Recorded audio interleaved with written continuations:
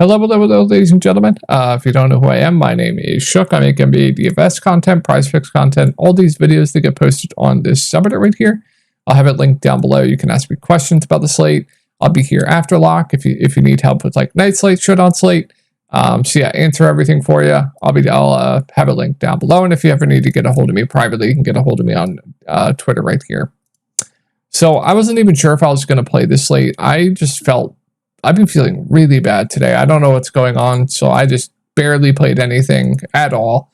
As you can see, I only had $60 in volume here. I had 300 something on FanDuel though. I stone bubbled on FanDuel, but after a good night yesterday, wasn't a great night today on DraftKings. So originally I had a full Pels OKC stack. So originally I had CD McCollum, CJ Jalen, Larry Nance, Najee Marshall, Lou Dort. Those were the five I had. And then I rounded up my lineup with Anthony Davis,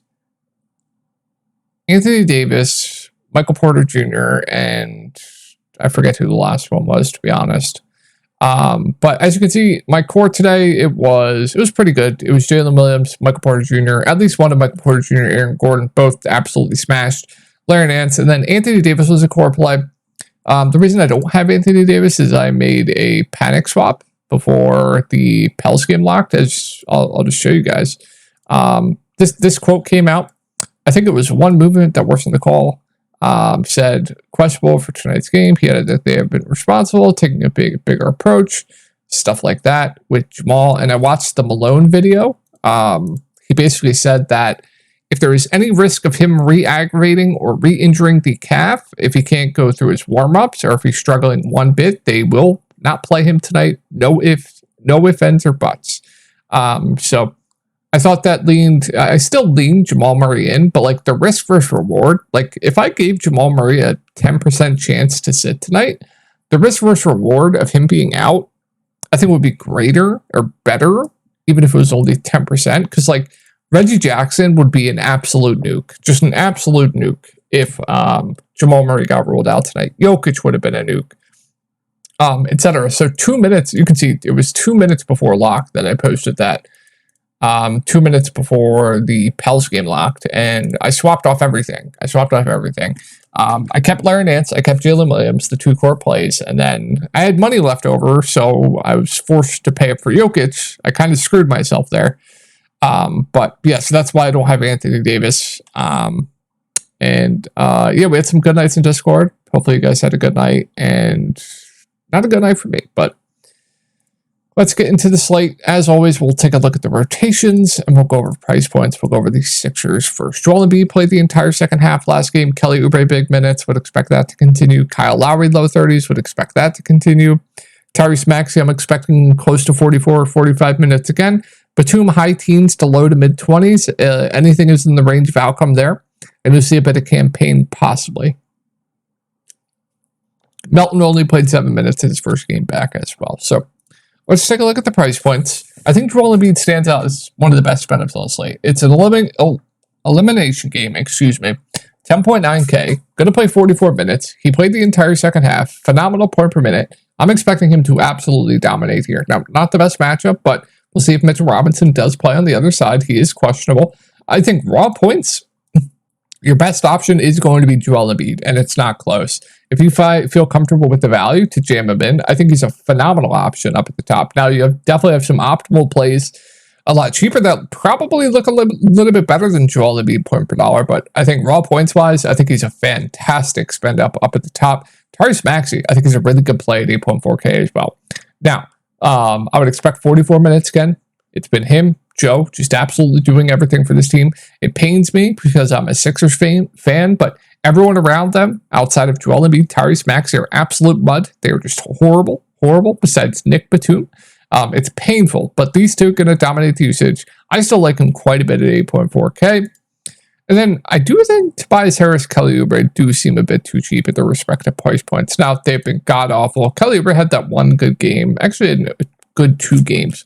But I would expect big minutes. I do think both do seem a bit too cheap. 5.5K, 5.3K respectively. I would say Kelly Oubre probably is the higher ceiling. I think Tobias Harris probably has the higher floor with the rebounding, but Tobias has just been god awful. nothing more than a contrarian play for me.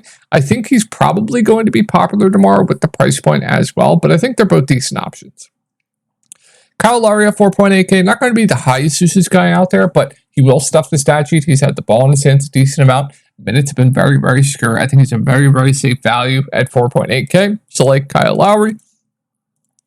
And then Batum is playable as a dart. If you need a 3.6K dart, should see high teens to low to mid 20s minutes. Like I said, he clearly has a ceiling, but that ceiling game he had was a bit of an outlier.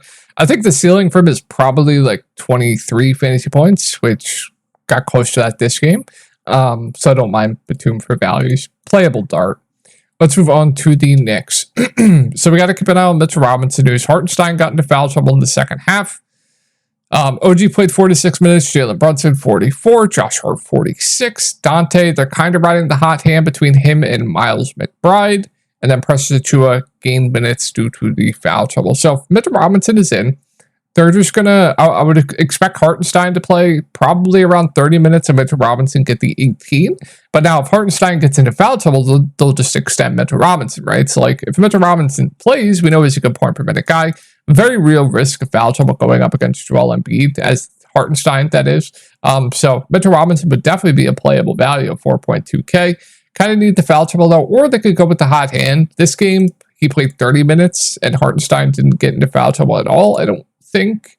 Okay, you got into some, no, it was, yeah, didn't get into foul trouble at all. So it's definitely in the range of outcomes as well. So, yeah, perfectly fine with Mitchell Robinson if he plays. If he's out, then I cored Precious Achiuwa this game because I knew he would be in the rotation. I thought there was a really good chance of foul trouble with Hartenstein. We know Precious is a good point per minute guy. Now, I don't know if we can expect 20 plus minutes again, but I think, you know, if Hartenstein does get into foul trouble, at least 15, kind of in the same category of like Batum, it's like a fine dart, but Precious is going to play less. Better point per minute though, but fine with Precious if Mitchell Robinson's out. Miles McBride is an okay dart, 4.1K, not going to be productive when he's out there. Also could lose minutes if Dante's playing well, etc. Now, we don't have Bojan Bogdanovic, so he should play over 20 minutes here regardless, which makes him playable at 4.1K. It's fine. Hartenstein playable at 5.7K. If Mitchell Robinson is out, though, I really like Hartenstein at 5.7K. He would just have to play all the minutes he can handle if he does not get into foul trouble. That's the key word. If he does not get into foul trouble, I would expect him to play mid-30s minutes here. So, yeah, if Mitch Robinson is out, like I said. So, but like Hartenstein, Dante DiVincenzo, I don't mind him in GPPs, but he's strictly just GPP only play for me. Minutes been up and down, production's been up, down. They can always go to Miles McBride, or he's playing well and he could have a ceiling game, play 38 minutes. I wouldn't be surprised. More of a strictly GPP play only for me.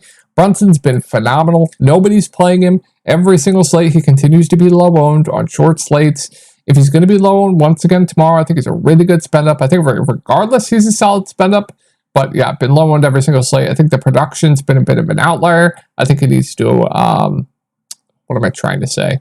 What's the word I'm looking for? I don't know. But production, he's not going to continue to average 60 plus fantasy points a game, right? But I expect big minutes. He's been facilitating as well as scoring. His ceiling is massive. 9.5K does still seem a bit too cheap. So yeah, Brunson is definitely solid up at the top. I do prefer Embiid though. And then Josh Hart. He'll play all the minutes he can handle. Very, very safe with the ceiling. I think he's okay. I'd much rather play the Milwaukee guys though over like Josh Hart at similar price points, right? All right, let's speed this up.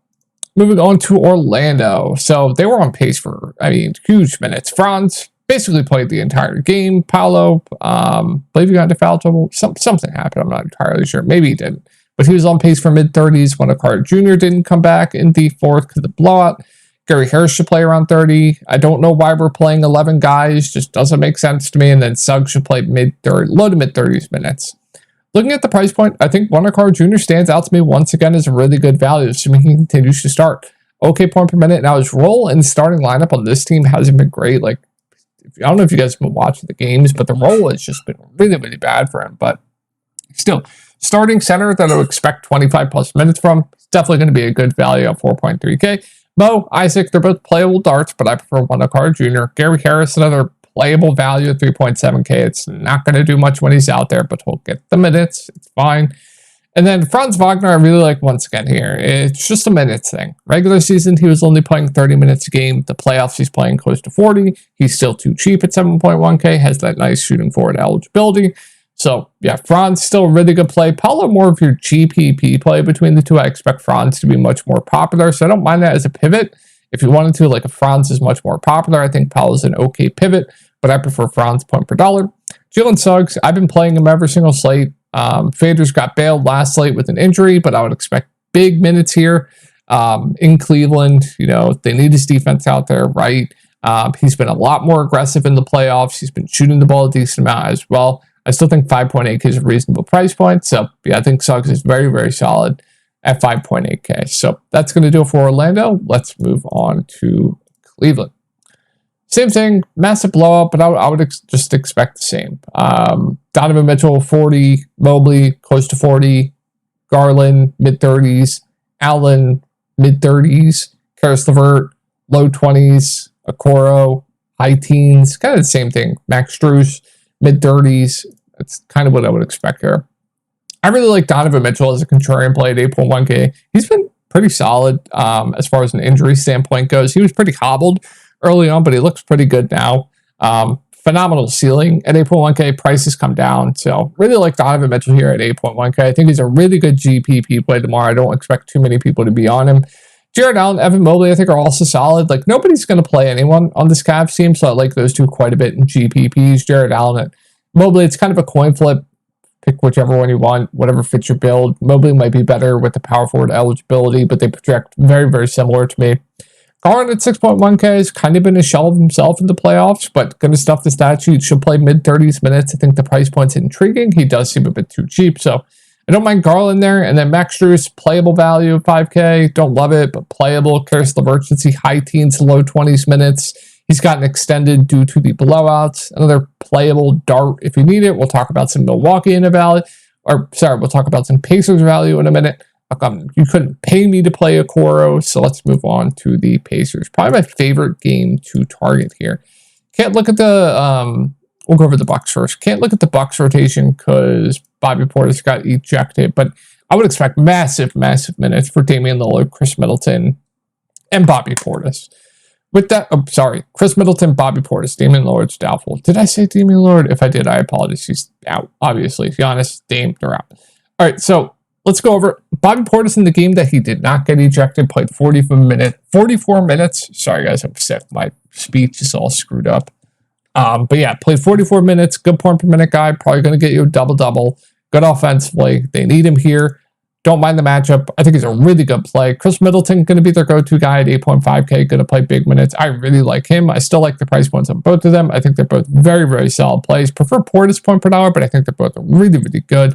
Love both. Bobby Portis, Brook Lopez at 6.2K should play mid-30s minutes. He's playable, but I wish he was at the price point to where he was recently. But he does get a usage bump, with the honest, off of the court. So still firmly in play as a center option.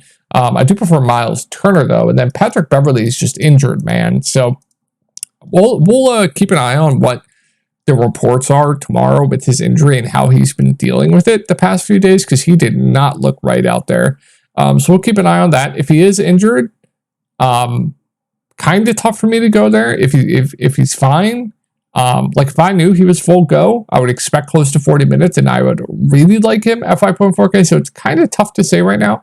I will definitely update you guys on Reddit what I feel happens with Pat Bev and his injury. They started Beasley last game, just an absolutely treacherous matchup for Malik Beasley, and I think a lot of people are going to go to Malik Beasley tomorrow.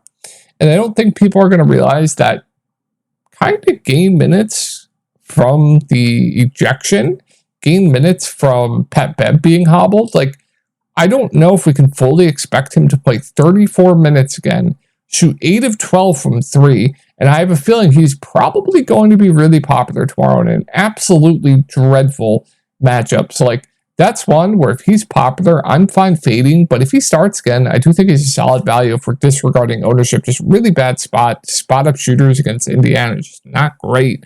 And the minutes are clearly not a good sample because the whole team either got injured or ejected, right? So Beasley, if we're not regarding anything. I think it's solid value if he starts. And then Andre Jackson, this clear outlier game, but Doc Rivers has been talking up Andre Jackson pretty much the whole series. So I think he'll be in the rotation anyway and get some minutes. He's at least playable at 3.8K. And then you'll see a bit of Pat Connaughton, Jay Crowder. I don't know if I can get to these guys. I think I prefer like Malik Beasley, but if I had to pick one, it would be Pat Connaughton. Let's move on to Indiana. So one of my favorite plays in the slate, I absolutely love Miles Turner. I played him here. I played him here. I played him here. I'm probably going to be playing Miles Turner tomorrow. I think he's an absolutely fantastic play. During the regular season, he was only playing 28 minutes a game, but we are now in the playoffs. He's playing close to 40 minutes. He's a really good point per minute guy. He should be an 8 to 8.5K player. You're still getting him at a discount. I absolutely love Miles Turner tomorrow. Halliburton, Siakam, I think are both really, really solid plays. Siakam's been the higher owned play of late. I'll just play Halliburton if Siakam continues to be chalk. I think the Bucks have done a really good job stopping Siakam of late. We'll see what adjustments they do make tomorrow, because a lot of adjustments do happen in the playoffs. You can get an edge by that. Halliburton at 8-7. We'll see what the injury is like, but he has a ceiling. Statute stuffer, probably going to get you a double-double. I think he's decent. Like I said, I love Miles Turner. Neesmith, I think, is a really good value of 5.2K. He's going to play all the minutes he can handle. I like him quite a bit. Nembhard, really good value, just playing massive minutes right now. I like him quite a bit. McConnell is decent. Obi Toppin's playables. There is a ton to like in this game. Definitely my favorite game to target on the entire slate. That's going to do it for the video, guys. Sorry for the sloggy talking, train of thoughts. Just not feeling great. So I'll talk to you all in the next video.